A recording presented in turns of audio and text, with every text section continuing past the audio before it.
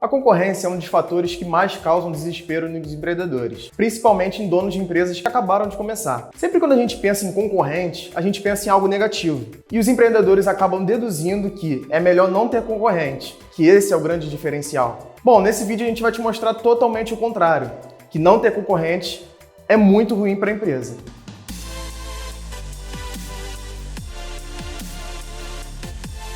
O mundo perfeito para empreendedores seria não ter concorrente, certo? Claro que não. Não ter concorrente pode ser muito ruim para sua empresa.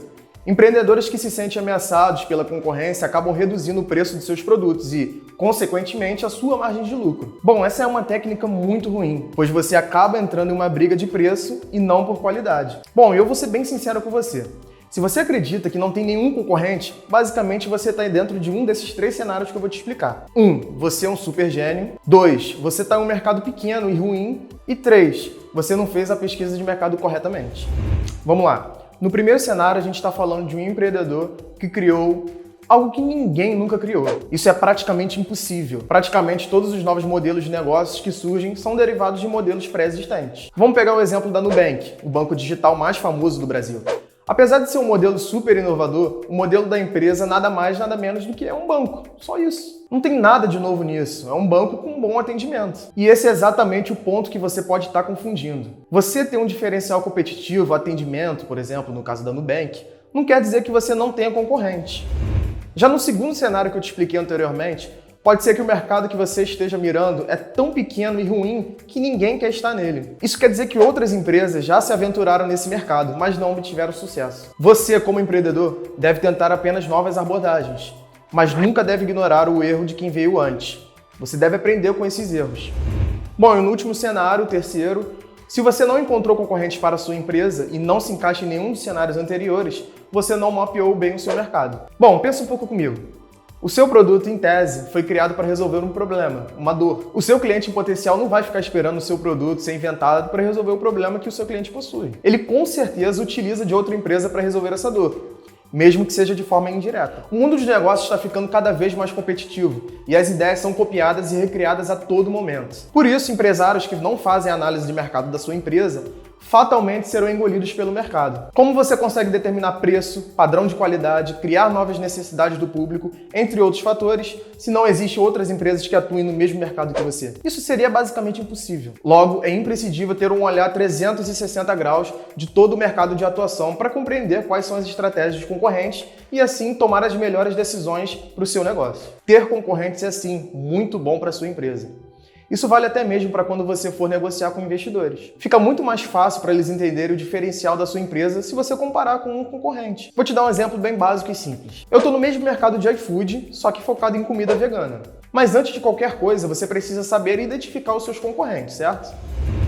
Agora, como identificar quem são os concorrentes da sua empresa? A gente já sabe que tendo concorrentes e conhecendo quem eles são, é possível identificar brechas e criar diferenciais de mercado. Mas essa não é uma tarefa fácil. Estamos inseridos em um mercado altamente competitivo, onde muitas empresas vendem o mesmo tipo de produto. O primeiro passo para entender quem são os seus concorrentes é você saber como o seu cliente resolve o seu problema sem você. Pensa comigo, como que as pessoas pegavam o Uber antes mesmo de existir o Uber? Elas pegavam táxi, obviamente. Então, o táxi é sim um concorrente do Uber. A lógica aqui é entender como as dores dos clientes são resolvidas e, depois disso, você deve classificar o seu concorrente.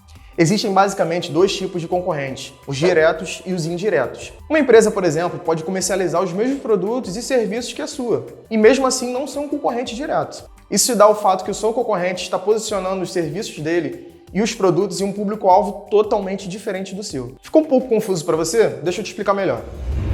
Vou explicar aqui agora quais são as diferenças entre concorrentes diretos e indiretos. Os concorrentes diretos são os tipos de concorrentes que vendem os mesmos produtos que o seu para um mesmo público-alvo e com a mesma faixa de preço. Já os concorrentes indiretos são os concorrentes que não vendem a mesma linha de produtos ou serviços que o seu, mas que buscam atingir aquele mesmo público-alvo. Vamos a um exemplo bem prático.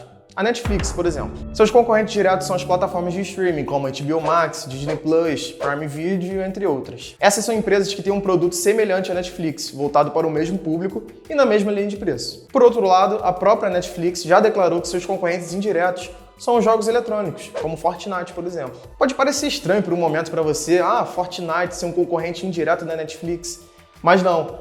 O tempo que a pessoa está jogando Fortnite é o mesmo tempo que ela deixa de assistir a um filme na Netflix. Portanto, eles são concorrentes indiretos. Outro exemplo bem prático é o Uber e uma concessionária de automóveis. O Uber não vende automóveis, mas as pessoas preferem não comprar carros para utilizar os serviços do Uber, que muitas vezes até sai mais barato do que comprar um veículo. Então o Uber basicamente rouba o público-alvo das concessionárias de carro. Por isso é muito importante você fazer a sua pesquisa de mercado. Uma análise de mercado se dá em várias etapas, e entre elas estão algumas, como análise de concorrentes, clientes, promoções, legislações, entre outras. Mas aqui, o seu principal foco deve ser os concorrentes. Você precisa entender o que eles vendem, qual é o preço, qual a forma como eles captam os clientes. Tudo o que for possível. Quanto mais informações sobre seus concorrentes você conseguir, mais fácil fica para você encontrar as oportunidades e ameaças para o seu negócio. E mais fácil também, é claro, vai ser para você trabalhar em cima desses pontos, para que seu cliente tenha a melhor experiência. Ter concorrente significa que existe um público para o seu produto, ou seja, as pessoas já possuem um sentimento de necessidade sobre o produto. Não se trata apenas de copiar algo já criado, e sim adaptar ações já realizadas no mercado e aperfeiçoar isso mais e mais. Ao olhar a concorrência com uma visão macro, o empreendedor não vê o concorrente como um adversário. Além dele tirar proveito da parte estratégica, a presença de concorrentes sinaliza para o investidor maior credibilidade de uma captação de investimento futura. Um produto ou serviço que já possui público é sinal de que o investidor está colocando dinheiro em algo menos arriscado. Portanto, você deve procurar sempre enxergar a concorrência como uma aliada e buscar ficar sempre motivado e despertar novas necessidades nos seus clientes. Bom, se você gostou desse vídeo e assistiu ele até aqui, eu te convido a deixar o like no canal e se inscrever. Se você precisar de ajuda sobre como identificar potenciais concorrentes ou até mesmo fazer pesquisa de mercado, escreve aqui nos comentários que a gente vai te ajudar. Abraço e até a próxima!